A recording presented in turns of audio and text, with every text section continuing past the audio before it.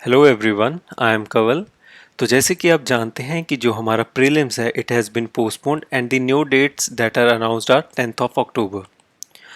तो अभी हमारे पास 50 डेज़ का पोस्टपोनमेंट पीरियड है जिसको हम अपनी मेंस की तैयारी के लिए यूज़ कर सकते हैं। और इसके पीछे एक स्ट्रॉन्ग कारण ये भी है कि इस बार आपको प्रीलिम्स के बाद जो मेंस के लिए तैयारी के लिए जो टाइम मिलेगा it will be only around 70 days. और अगर इसको हम प्रीवियस ईयर से कंपेयर करें जहाँ पर हमको अराउंड 120 डेज़ मिलते थे,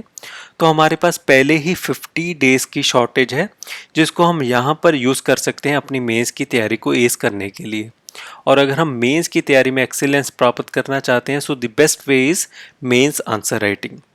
मान लीजिए आपने अपने कंटेंट को मल्टीपल टाइम्स रिवाइज किया है पर फिर भी आपको ये आपके मन में फियर है या आपको ये अंदाज़ा ही नहीं है कि उसका जो भी क्वेश्चन आएगा उसके स्ट्रक्चर को कैसे फ्रेम करना है, प्रेजेंटेशन कैसे होनी चाहिए आपके आंसर्स की, और उसके साथ साथ आपको अपने कंटेंट को फ्लो और कॉन्टीन्यूटी में कैसे बरकरार रखना है ताकि एग्जामिनर आपको मैक्सिमम नंबर्स दे। तो वो जो आपने कंटेंट इतनी मल्टीपल टाइम्स रिवाइज किया है उसका कोई भी फ़ायदा नहीं है। तो मैं आपसे रिक्वेस्ट करूंगा कि अपनी मेंस की आंसर राइटिंग को शुरू कीजिए, क्योंकि अगर आप इसको अभी नहीं करेंगे तो प्रीलिम्स के बाद आपके ऊपर काफ़ी साइकोलॉजिकल प्रेशर आ जाएगा और आप उसको जो अपनी तैयारी को जस्टिफाई नहीं कर पाएंगे।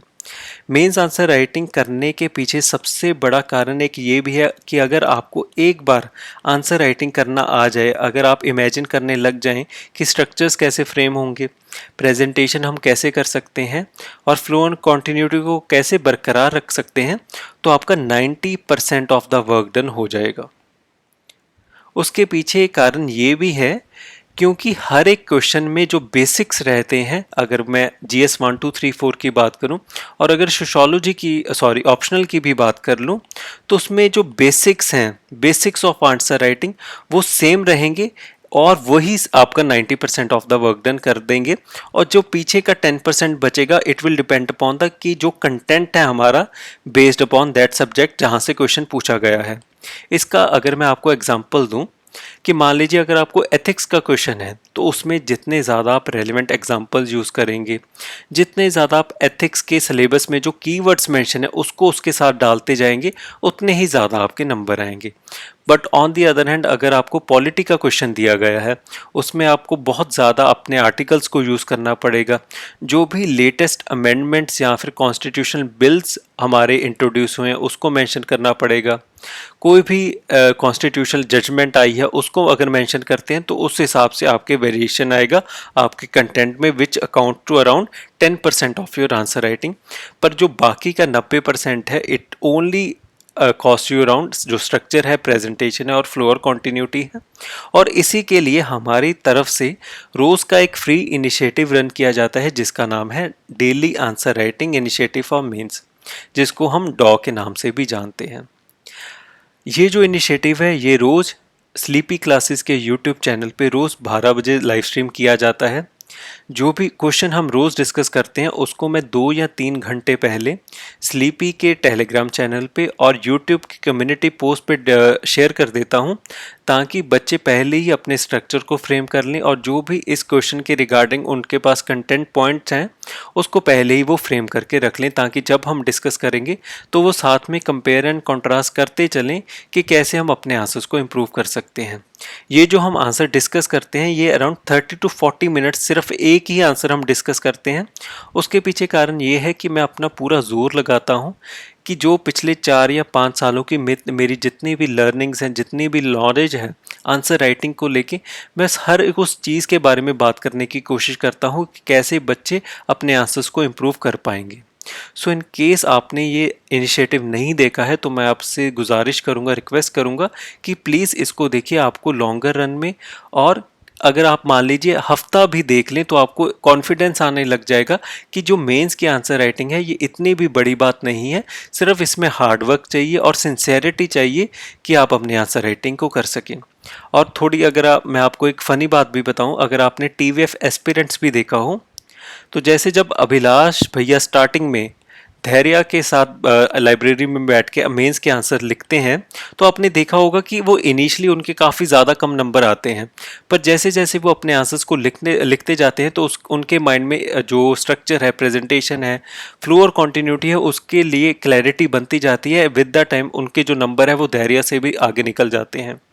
तो अगर आप भी रोज का एक क्वेश्चन लिखेंगे तो विद द टाइम जब 50 टू 60 डेज के बाद आप उस 50 आंसरों को लिख लेंगे तो आप खुद में बहुत ज़्यादा इंप्रूवमेंट देखेंगे कि आपके मन में काफ़ी ज़्यादा कॉन्फिडेंस आंसर राइटिंग को लेके बढ़ जाएगा। और ये मैं आपसे दावा करता हूँ, वादा भी करता हूँ कि अगर आप रोज़ का सिर्फ एक क्वेश्चन भी लिखें, चाहे वो आधा घंटा लगा के भी लिखें, पर जब तक आप शुरू नहीं करेंगे आपके मन में से डाउट, फियर नहीं जाएगा।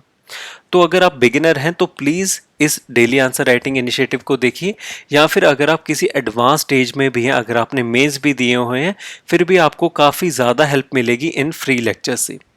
अगर आप स्लीपी क्लासेस के यूट्यूब चैनल पे जाएंगे तो वहाँ पर मेरे तरफ से आपके लिए एक प्लेलिस्ट भी तैयार की गई है। उसमें सबसे पहला लेक्चर आपको साइकोलॉजी ऑफ आंसर राइटिंग के ऊपर मिलेगा। इसमें मैंने एक एनालॉजी के द्वारा समझाया है आपको कि आपने अपने आंसर्स को एक घर से कैसे कंपेयर करके आप उसके स्ट्रक्चर को, उसके प्रेजेंटेशन को समझ सकते हैं। अगर इसमें से आपको एक शॉर्ट में कुछ पॉइंट बताऊं तो जैसे आपके आंसर का इंट्रो होता है उसको आप अपने घर के नेम प्लेट से इमेजिन कर सकते हैं। तो जब भी आपने अब किसी भी घर की नेम प्लेट देखी होगी तो आपने देखा होगा कि वो जो नेम प्लेट है उस पर सिर्फ सरनेम लिखा होता है और जो भी रेलेवेंट इन शॉर्ट एड्रेस रहता है वो लिखा होता है, उसमें कोई फालतू बात नहीं होती है आपके नेम प्लेट में। वैसे ही आपके इंट्रोडक्शन में वो टू द पॉइंट एंड जितनी डिमांड है उसके लिए उतना ही होना चाहिए। बच्चे क्या करते हैं, पूरी इंट्रोडक्शन में ही अराउंड 100 वर्ड्स यूज़ कर लेते हैं, जो कि उसको उनको बाद में वर्ड लिमिट वो एक्सीड कर जाते हैं।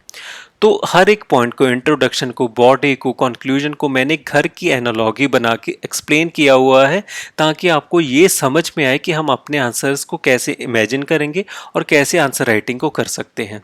इसके बाद आप अभी तक हमारे अराउंड 28 लेक्चर्स हो चुके हैं। हर एक आंसर को, हर एक क्वेश्चन को मैंने बहुत ही डिटेल में, बहुत ज़ोर लगा के पूरी अपने जितनी भी मेरी नॉलेज है उसमें उसको डाला है। तो प्लीज़ आप देखिए, मैं आपसे वादा करता हूँ कि आपको बहुत ही ज़्यादा बेनिफिट मिलेगा और बाद में आपको खुद कॉन्फिडेंस आएगा कि जो आंसर राइटिंग है वो सबसे ईजिएस्ट पार्ट है आपकी यूपीएससी जर्नी का। इसमें 2 लेक्चर्स आपको डायरेक्टिव्स के ऊपर मिलेंगे। उसमें मैंने पूरा एक्सप्लेन किया है कि अगर डायरेक्टिव्स क्या होते हैं, उसका मतलब क्या है, और अगर किसी क्वेश्चन में हम डायरेक्टिव चेंज कर दें तो आपके क्वेश्चन में कैसे वेरिएशन आएगा। मान लीजिए एक साइड पे आपके पास कमेंट है तो उसको वो आंसर कैसे डिफरेंस होगा, मैंने अगर उसी क्वेश्चन में हम क्रिटिकली डिस्कस डाल दें या फिर क्रिटिकली इवेल्युएट डाल दें, इलेबोरेट क्या क्या मतलब होता है। तो इस सारे डायरेक्टिव्स को मैंने 2 लेक्चर्स के ज़रिए आपके साथ शेयर किया है, तो प्लीज़ आप उसको भी देखिए। तो आपने पिछले प्रीवियस जो हमारे लेक्चर्स अभी तक अपलोड हो चुके हैं उनको तो देखना ही है, और जो हमारे नए लेक्चर्स आएंगे उनको भी प्लीज़ देखिए, आपको काफ़ी ज़्यादा हेल्प मिलेगी। उसके बाद हमारी तरफ से एक पेड इनिशिएटिव भी चलाया जा रहा है जहां पर आप अपने आंसर्स को इनकेस इवेल्युएट करवाना चाहते हैं तो वो आप इस कोर्स में पार्टिसिपेट कर सकते हैं, एनरोल कर सकते हैं। अगर मैं इस कोर्स की आपको थोड़ा डिटेल में बता दूं तो ये जो हमारा कोर्स है it will start from 31 May. रोज़ का आपको एक क्वेश्चन दिया जाएगा लिखने के लिए and this question will be different from the one that we are discussing on YouTube. 6 days a week ये इनिशिएटिव चलेगा और ये इसकी टोटल ड्यूरेशन रहेगी 8 weeks, so total 48 days. 48 days में आपको 48 क्वेश्चंस मिलेंगे लिखने के लिए। बहुत ही डिटेल्ड इवेल्यूशन रहेगी आपके आंसर की। मैं अपना पूरा जोर लगाता हूँ कि हर बच्चे को बता पाऊँ कि कहाँ पर वो पॉइंट्स हैं जहाँ पर उसके आंसर में इम्प्रूवमेंट हो सकती है, कौन सी वो लाइन्स हैं जो उसने सॉरी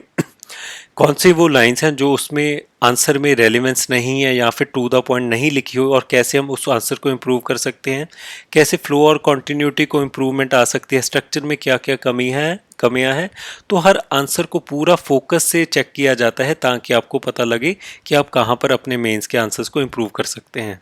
उसके साथ उसके मॉडल आंसर्स तो मिलेंगे ही and along with it you will also get the detailed video solutions. तो अगर हमारे आप यूट्यूब स्लीपी क्लासेस की वेबसाइट पे जाएंगे तो आपको पूरा एक शेड्यूल भी मिल जाएगा। ये पूरा 48 डेज़ का शेड्यूल पहले ही फ्रेम किया गया है ताकि हर सब्जेक्ट के हर टॉपिक को हर सब्जेक्ट के हर टॉपिक को एक प्रॉपर रेलेवेंस मिले, इंपॉर्टेंस मिले, जिसकी वजह से आपका हर जो टॉपिक है जो आपके मेंस के सिलेबस में मेंशन्ड है उसके साथ जस्टिफिकेशन हो सके और आपको एक हॉलिस्टिक कवरेज मिले आपके मेंस को लेके। तो